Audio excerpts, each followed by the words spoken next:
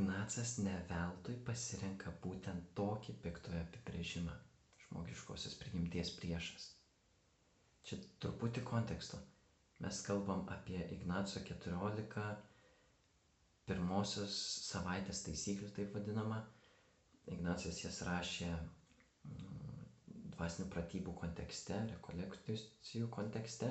Ir jis išskyrė žmonės, kurie eina pirmąją savaitę ir antrąją savaitę, nes ten yra dar 8 taisyklės, bet visos jos kalba apie tai, kaip veikia dvasių skirimas žmogui. Ir šitam video aš kalbėsiu apie net vieną iš 3 taisyklių ir visos jos yra apie tą patį, kaip veikia piktasis. Ir Ignacas paima 3 pavyzdžius. Ir čia aš noriu pabrėžti, kad šitie pavyzdžiai kalba apie iškreiptą, nesveiką žmogišką santykį. Ignacas matė, įžvelgė tokiuose santykiuose kažką panašaus, kaip veikia piktasis. Dėl to, kad piktasis iš esmės yra iškreiptas angelas, puolęs angelas. Tai kai mes matom iškreiptą žmogišką santykį, mes matom, kaip veikia piktasis. Tai Ignacas pamatė tame gerą įžvalgą. Tai pirmasis jo pavyzdys kalba apie labai iškreiptą santykį tarp vyro ir moters. Tokiam iškreiptam santykyje, kai moteris puola vyrą, jeigu vyras iškart parodo drąsą, tvirtumą ir pasipriešina, moteris nustoja pulti ir atsitraukia. Taip pat tokiam iškreiptam santykyje, jeigu moteris puola vyrą ir vyras parodo silpnumą, tuomet moteris puola be ribų. Čia iškreiptas santykis, bet Ignacas kalba, panašiai piktasis, pamatęs mumyse silpnumą, kai pradeda pulti, puola dar nuožmiau. Net išsireiškia tokiais žodžiais, nėra tokio baisaus žvėries, kaip žmogiškosios prigimties priešas, kuris tuomet puola ir daro žalą.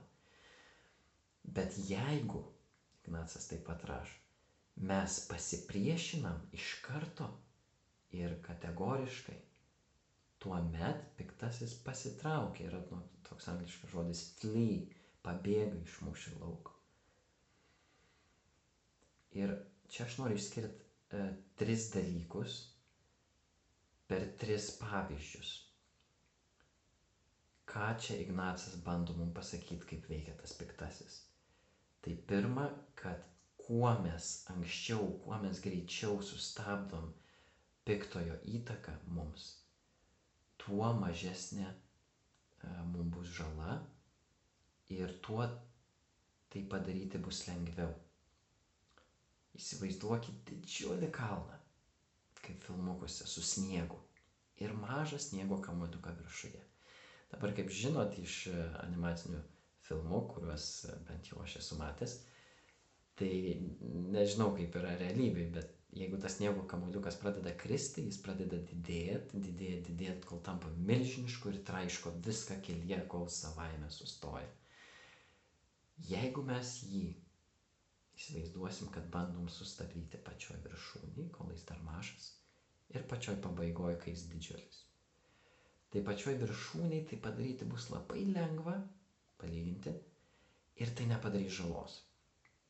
Jeigu bandysim sustabdyti apačioj, tai padarys daug žalos, mums tai bus labai sunku ir turbūt reikės tiesiog Dievo malonės, kad savaime sustotų. Tai panašiai piktasis, jeigu mes gaunam pagundą ar nepaguodą, sutrumpinti maldą, apleisti artimo meilę, apleisti kažkokį įsipareigojimą. Ir tuo pat metu mes pasipriešinam piktajam.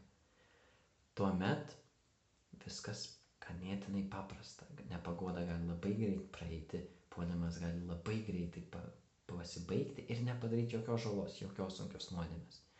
Bet priešingai, jeigu mes leidžiamės piktajam daryti mums įtaką ir kartais tai yra neišvengiama, dažnai taip tiesiog yra, mes padarom nuodėmę, mes pasiduodam nepaguodai, nevilčiai, trumpinam maldą, pradedam apleisti įsipareigojimus ar dar tik tai blogint situaciją, pavyzdžiui, kai turi konfliktą su vaikais, yra galimybė užbaigti tai iš karto atsiprašyti, iš karto nusileisti iki jų. Ir tada žalos yra žymiai mažiau, negu kad tęsti konfliktą, tęsti savo įsivaizdavimą, kad esu piktas ir tiesiog pridaryti dar daugiau nuodėmių ir žalos. Bet yra dar viena įžvalga. Įsivaizduokit, vėl kalbant apie vaiko ir tėvų santykius, kalbam apie iškreiptą santykį, kai vaikas bando tėvų ribas ir tėvai linkę nuolaidžiauti ar abejoti, parodyti savo baimę, tai tada vaikas tik dar labiau bandys tas ribas, dar labiau bandys pulti. Nebūtinai pulti, bet žodžiu, padaryti savo. Tai panašiai piktasis, kai mes leidžiame jam mums daryti įtaką, tai jis dar labiau mus puls. Jis pamato, kad jo puolimas veikia ir jis daro vienintelį logišką dalyką. Jis puola toliau. Bet jeigu mes sustabdom, jeigu mes pradedam daryti priešingai, negu jis nori, tuomet jis bėga, jis apleidžia savo puolimą, nes jis mato, kad tai neveiksminga, tai daro jam tik dar blogiau. Jeigu jis bando mums įpiršti, kad apleistume maldą, o mes tik dar daugiau meldžiamės, tai tikrai logiška yra nebepulti. Ir trečias pavyzdys yra tiesiai iš Šventojo rašto. Tai yra pirmas laiškas Petro, apaštalo Petro, 5 skyrius, nuo 8 eilutės. Būkite blaivūs, budėkite, jūsų priešas velnias, kaip riaumojantis liūtas, slankioja aplinkui, tykodamas ką praryti. Pasipriešinkite jam. Ir žiūrėkit, čia bus vienintelis būdas, ką nurodo apaštalas Petras, kaip pasipriešinti piktajam šitoj vietoj. Tai reiškia, tai, ką jis čia parašė, kaip pasipriešinti, yra veiksminga ir yra svarbu. Ir yra dažna. Nes tai vienintelis būdas, kokį jis nurodo. Pasipriešinkite jam tvirtu tikėjimu. Tvirtu tikėjimu. Tai apie tą patį Ignacas kalba. Pasipriešink jam tvirtai. Po to net ir rašo apaštalas Petras, trumpai pakentėjusius ištobulins, sutvirtins, pastiprins. Tai ką reiškia pasipriešinti? Aš čia visą dabar kalbu. Ką reiškia iš karto sustabdyti?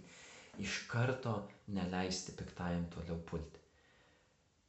Dažniausiai ir paprasčiausiai tai reiškia, ką kalbėjau praeitose vaizdo įrašuose. Nekeisti pasiryžimų, kuriuos esu padaręs, padidinti sveikų būdu, atlikti kažkokią atgailą, galbūt padidinti maldos laiką bent truputį ir atlikti didesnį tokį sąžinės tyrimą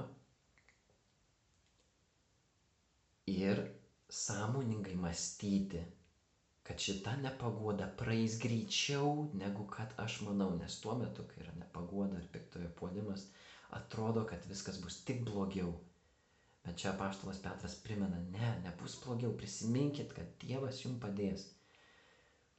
Tai prisiminkim, kaip veikia žmogiškosios prigimties priešas. Jisai bando pult ir kai mes parodom tvirtumą, atsitraukia. Sudie.